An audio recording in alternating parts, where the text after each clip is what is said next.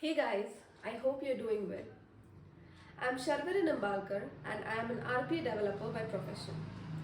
Today in this video, we'll be talking about PowerAutomate and UiPath integration. So you must have heard about this integration a lot, but I'll be introducing you to the newly launched connector, that is the UiPath connector, which is still under the preview mode.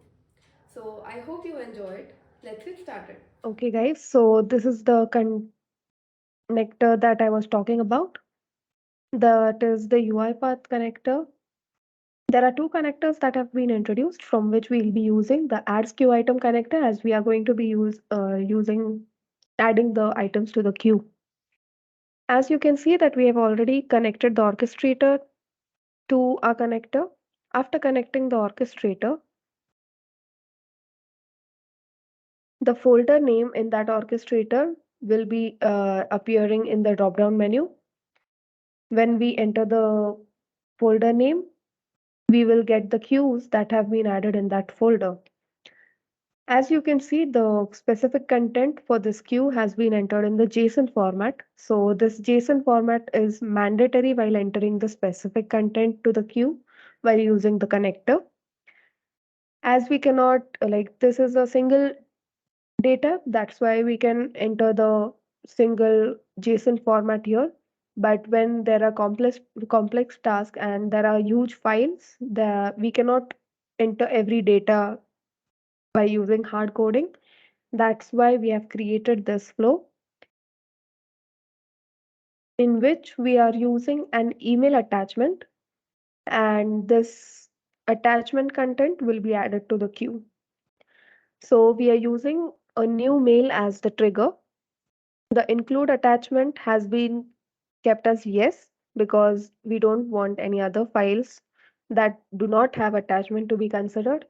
The subject filter has been kept because we don't want any other subject names to be considered while considering the mail attachment, and also the only with attachment has been kept as yes.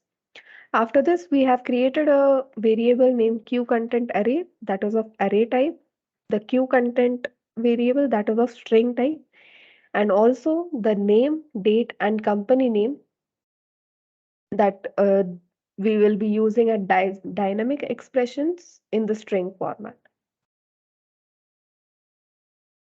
After this, we are using the scope in which we are using apply to each operation for which the input has been kept as attachment, that is the content that we will be getting, that is the attachments that we'll be using from the mail. The attachment that we'll be using, this is the attachment content.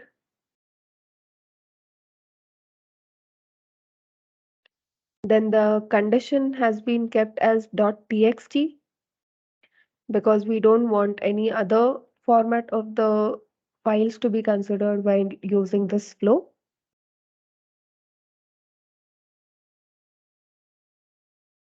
As you can see, the variable has been set, the queue content that we have already created in the string format,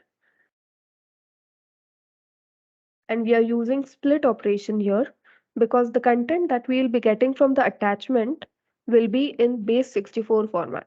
So that is something we are using split for so that it can be converted into string format. The string format that we have got will be then converted into array so that we can iterate through the items while giving the name to the respective variables. So this is the split operation that we are using to convert the string to an array.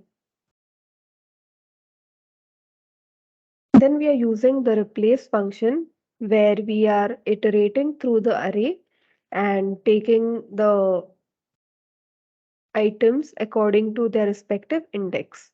So we have done it for name, date, and company as well.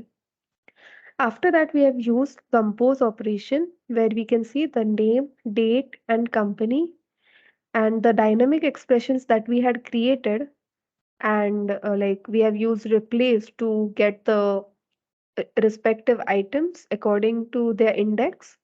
So we have passed it in the JSON format, as JSON format is mandatory while passing the items to the queue.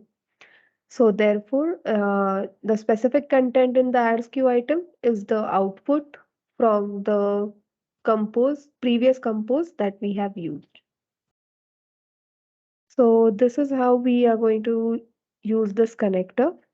So we'll just test this flow.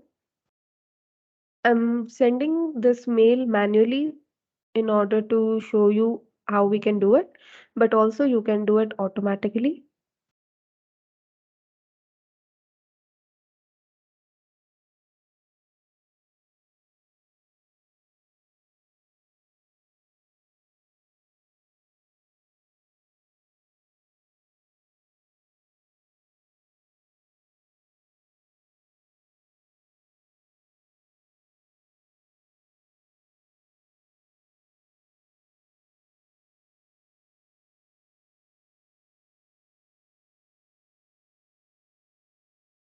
Yes, so the flow has run successfully.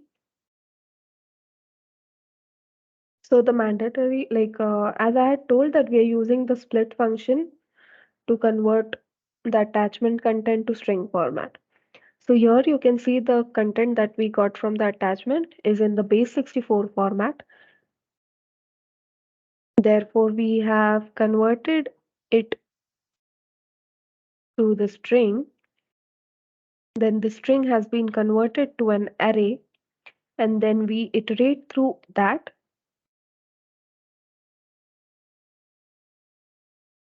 to get the name,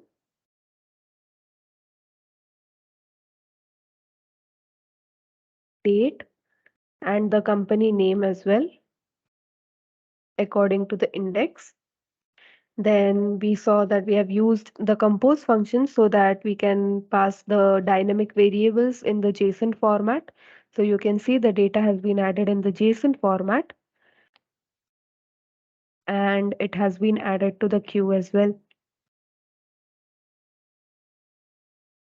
So let's check our queue.